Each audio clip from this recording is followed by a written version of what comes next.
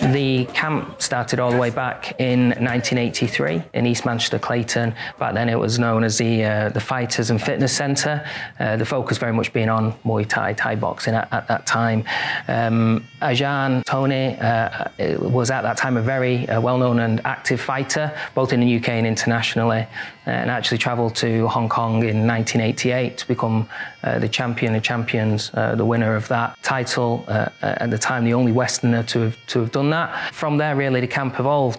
In 1992, Ajahn then travelled to Thailand to train under the late, great Grandmaster Pokru Samai Mesaman at the Buddhai Swan Institute in Ayutthaya, which is an ancient city, one of the old capitals of Thailand, to learn Krabi Krabong, the Thai weapon system.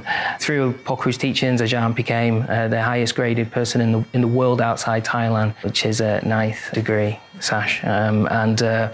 We've been very lucky to have those teachings they passed down to us.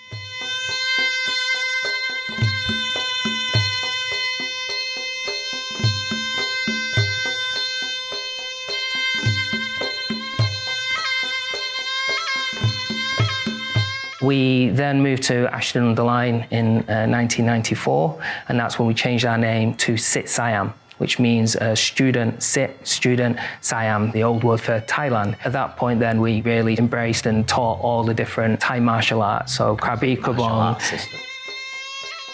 Muay Thai, Muay Boran, old-style boxing, and in 2002, given the honour of carrying the standard of Buddhai Swan outside Thailand. So we became a representative and a direct link to Buddhai Swan, which is a massive honour. It's history back hundreds of years, doesn't it? 600 years. 600 years through many kings of Thailand, King Naresuan, King Taksin, King Yutong, which were also trained at Buddhai Swan as well. So to be part of that, it's a big thing.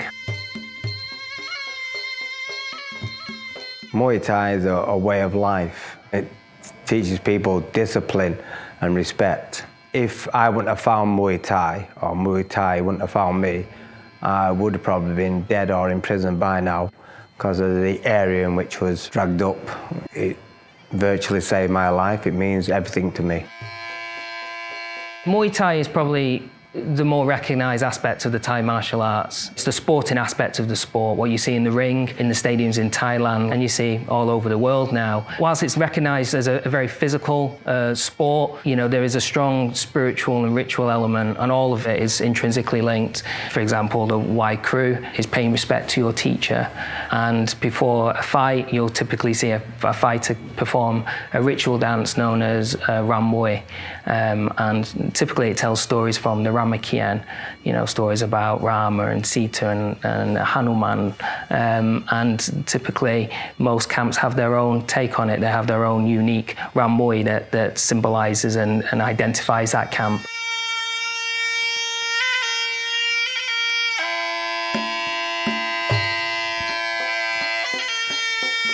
Krabi Krabong, it's the art of war, it's a way of fighting.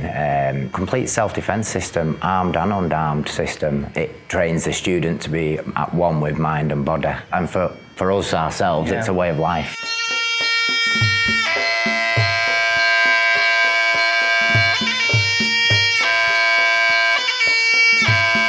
We've been very fortunate that our camp comes from a very strong lineage. You know, Ajahn Tony trained with many great masters in the Thai martial arts, from Pokru, and also Ajahn Yutong from Sitsiam Camp, very famous Muay Thai camp. It's absolutely essential and crucial to us that knowledge is passed on. You know, it's not diluted, it doesn't degrade, it doesn't lose the essence of what it is. A lot of the grandmasters that have that knowledge, they're passing on as time goes on, and there's becoming less and less of these people who have the knowledge. It's already over 600 years old, you know. Hopefully we can make it run twice as long as that. So the string sizing, it shows the link between the teachers and today's students. So through the centuries and through each teacher, knowledge is passed. And this is your link to the past and to the past teachers. 5th of May is Pokru Day. Pokru means father teacher, Po is father, Kru teacher. And it's to celebrate his life. He sadly passed away in 1998, and every year on the 5th of May we celebrate and honour Pokru, and we do that through carrying out a number of demonstrations to demonstrate those teachings that have been passed on. Performance of dances. Crews like myself and Crew Stephen perform a very special dance called Pramahuya Mate. It's a fantastic story. The Burmese were trying to sack Ayutthaya. They were destroying all the temples and all the Buddhas. This Thai warrior, he placed himself on the inside of the temple and put his arms through the door. And the Burmese came and chopped him to bits, and even in death, still holding them gates. And the Burmese respected that and left.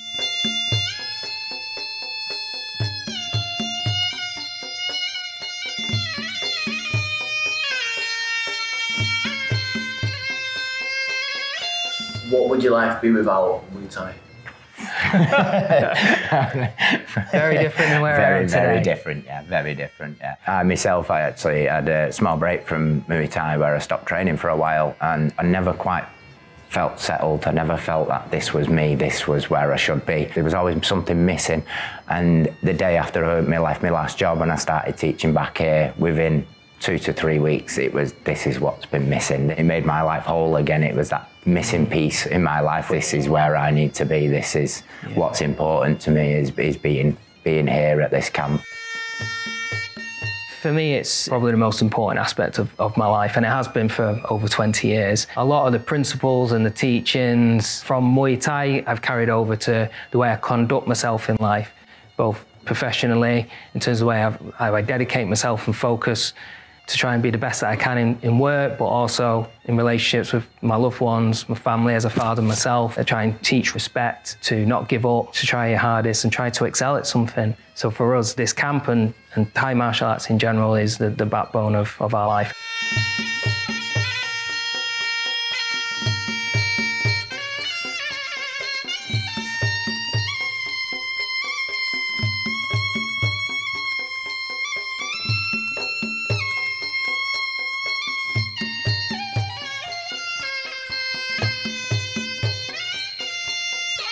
Very strange coming to work every day and seeing your face over the door in a larger-than-life picture. I would have liked Arjan Tony to be on this painting, but that again is an honour in itself, because Arjan Tony, being the great teacher he is, has put me, the student, above himself. And I think that in itself is a great honour, and I think something that could never be repaid. And I think the only way I could attempt to even show gratitude is to continue that teaching, you know, to continue teaching the next generation, each generation afterwards, to ensure the teachings aren't lost, that they're taught correctly in the same way they was passed along to me.